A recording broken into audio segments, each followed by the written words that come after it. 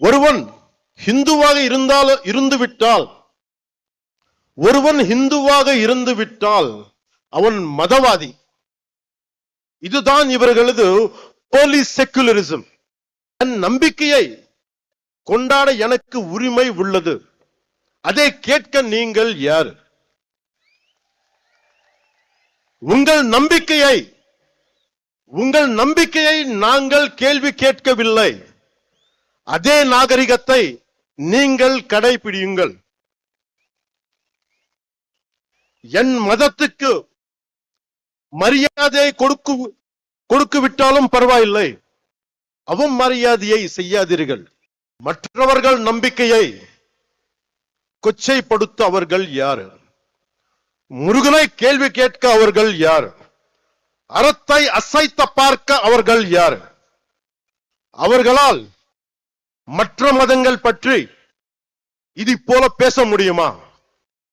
அரேபியாவிலிருந்து வந்த மதங்கள் பற்றி அவர்களால் இப்படி பேச முடியுமா? நம் மதத்தை பற்றி மட்டும் ஏன் இப்படி பேசுகிறார்கள்?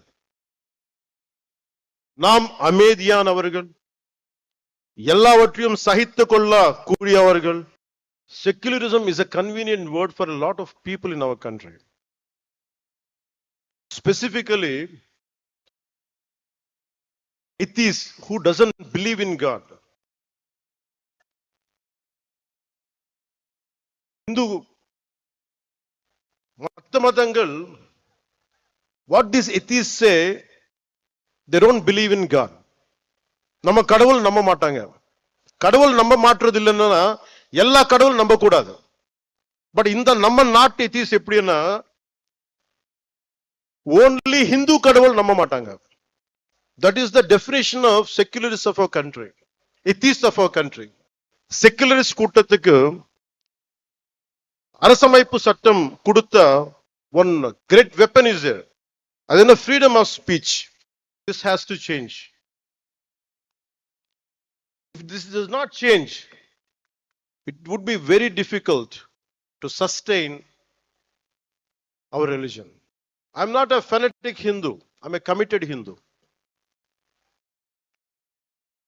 I respect Islam. I respect Christianity. Only na கேக்குறது என்னன்னா, don't disrespect my Hindu dharma.